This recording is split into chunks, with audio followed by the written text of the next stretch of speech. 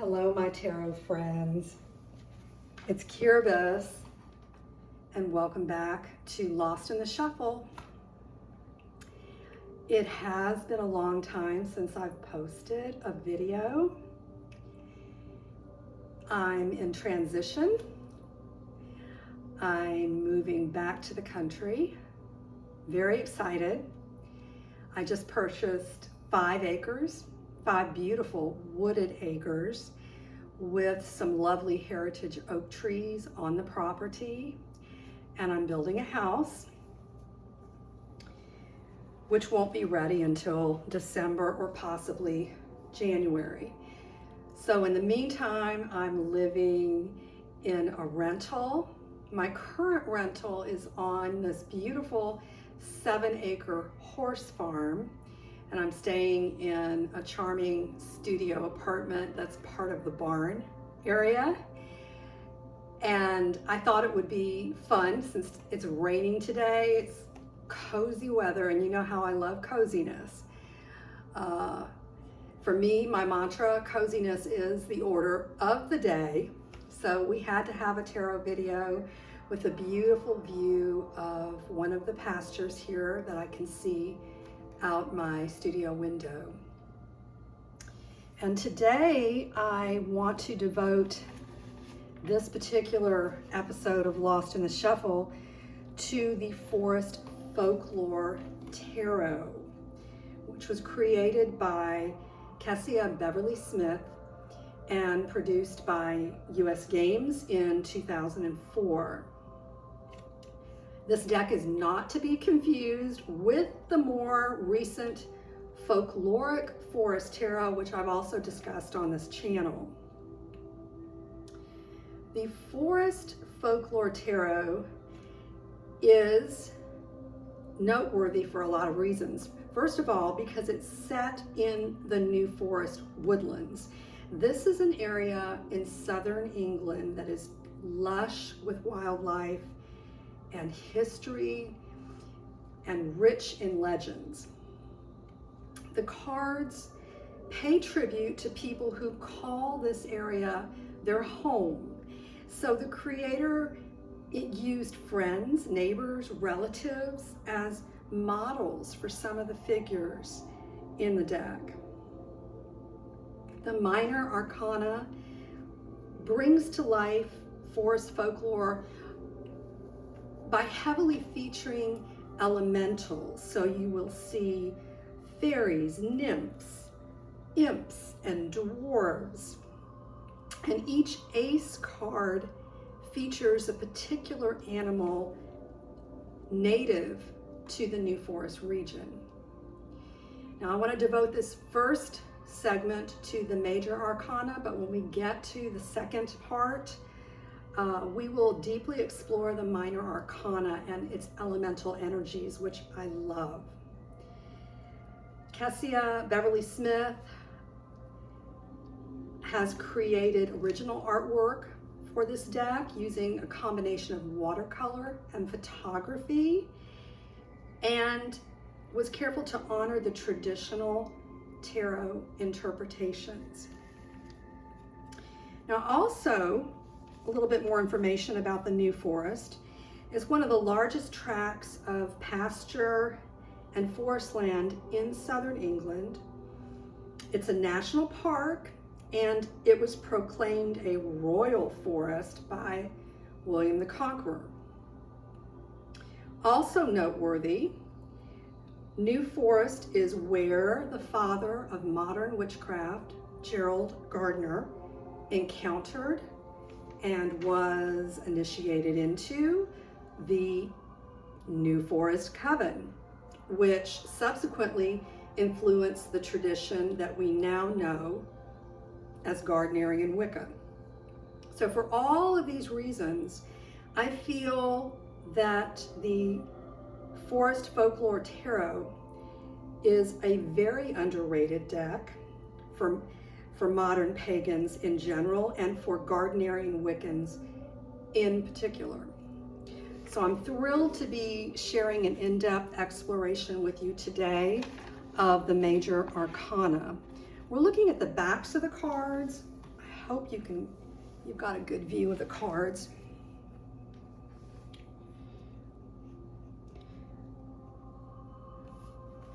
The backs utilize an abundance of rich hunter green, some olive tones, and a little dash of goldeny yellow tones. And the design on the back is very primitive, it's very primordial, it's very appropriate for a forest environment, almost as if it was created with sticks or branches from the new forest. I hope the lighting's all right here. Let me check and see what you're seeing. Perhaps we want to move in just a little bit. I might move in a little bit. There we go. Okay, so let's start our exploration with the Fool. The numbers and the lettering are in the golden yellowy color on the bottom.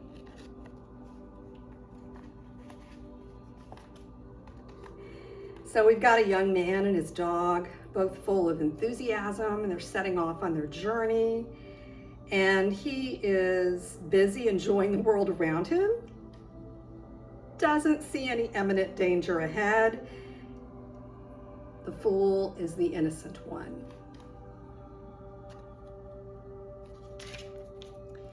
And next we have the Magician card. He's conjuring representations of all four suits. There's a figure 8, a sign of life and eternity, that's represented by the serpent eating its own tail.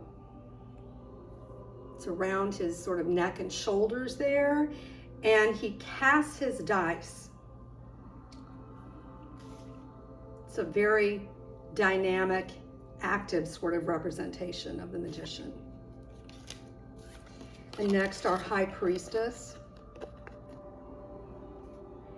Such warmth in this particular image. Sitting between two stone pillars, sitting between two worlds.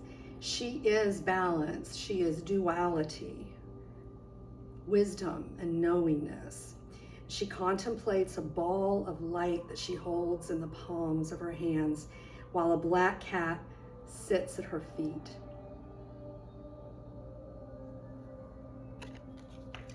Now next we've got the Empress and the Emperor, and I want to show them together because they relate. So facing to the left in the opposite direction from the Emperor, the Empress holds the world in her hand, the fruitful mother wearing a crown of flowers, and her surroundings are really bountiful and lush. Notice that there is an eagle embossed shield that's sort of leaning up against the stone that she's sitting on. It's a suggestion of a waterfall coming down through the rocky structure that is behind her. Now the Emperor is in the opposite direction from the Empress, and he's holding the Egyptian Ankh, a symbol for eternal life, and a globe rests in his palm, signifying the world. He is wearing a crown of leaves. And as with the Empress, his eagle embossed shield is resting nearby. Beautiful. All right, let's move on to the Hierophant.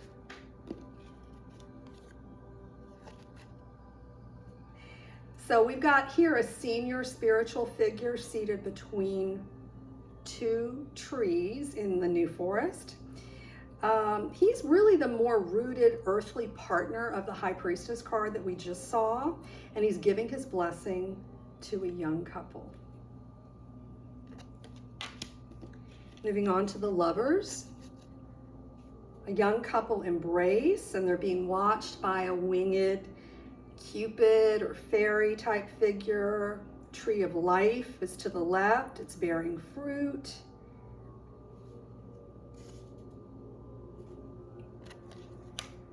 Our chariot is sort of a more rural version of a chariot. Opposing horses in black and white, pulling in different directions. Yet it's only by pulling together that you can make progress and get ahead. The Strength card is a particular favorite of mine in this deck. We've got an old woman, a crone, standing in the New Forest, carpeted with bluebells. She is easily and gently opening the jaws of a lioness. Such kindness, gentleness, and wisdom. The Hermit card is another favorite of mine in this deck. I pulled this card this morning. It was telling me my daily energy. We've got a wise old man, clothed very simply in a sacking robe, standing on a summit at night. He's holding his magical staff, and of course, lighting his way by a single lantern. He is a beacon.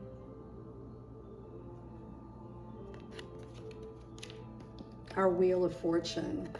Again, this is a more rural country image, a large wagon wheel, something we might see on the chariot or a hay wagon, representing that perpetual motion, kind of at the edge of the forest.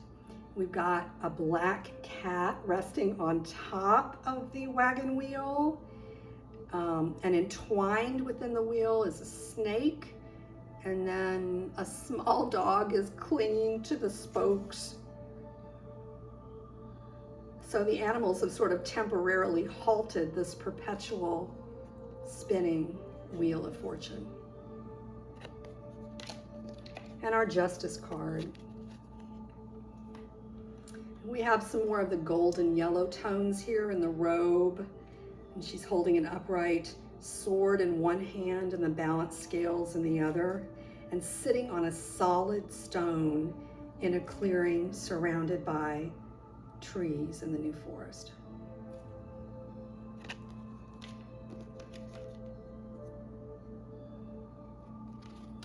Next, the Hanged Man,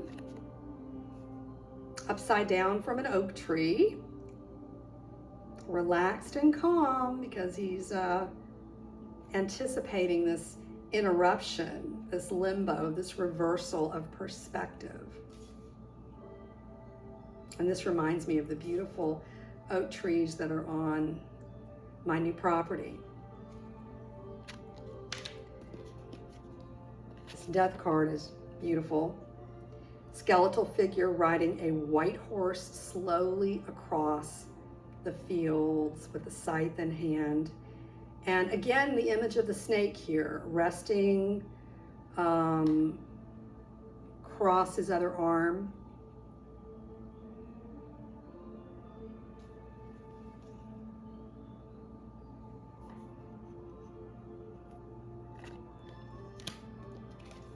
Temperance card.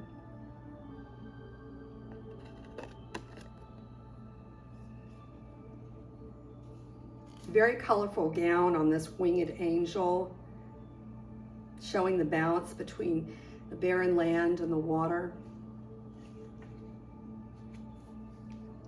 Our Devil card is heavily influenced by the fire element here.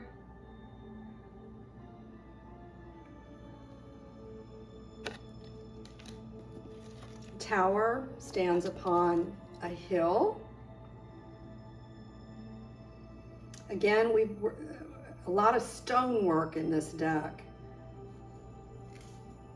Beautiful stonework in this card. The Star card.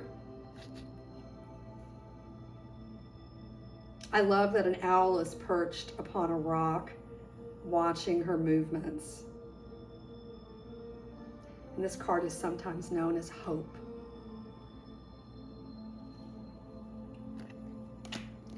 Our Moon card.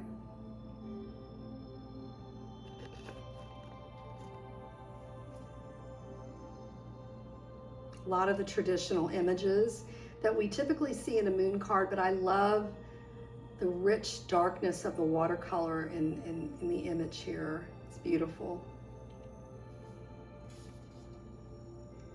Crescent moon reflects the sun's rays.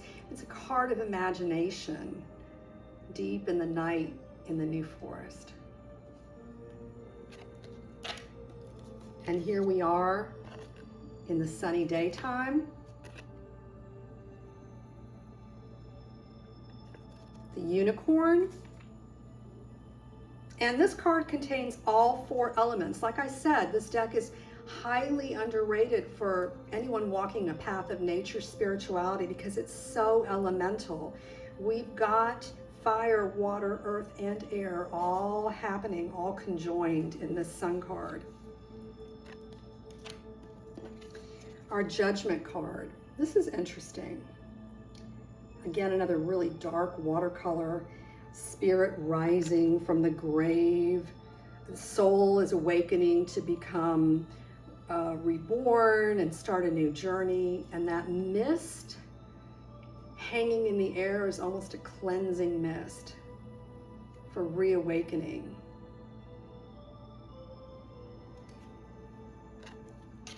And finally, our world card.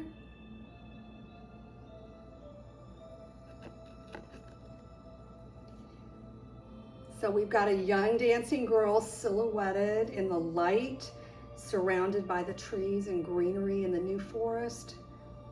And in the foreground, we've got the 4 mystical creatures who watch and guard her: an angel, an eagle, a bull, and a lion.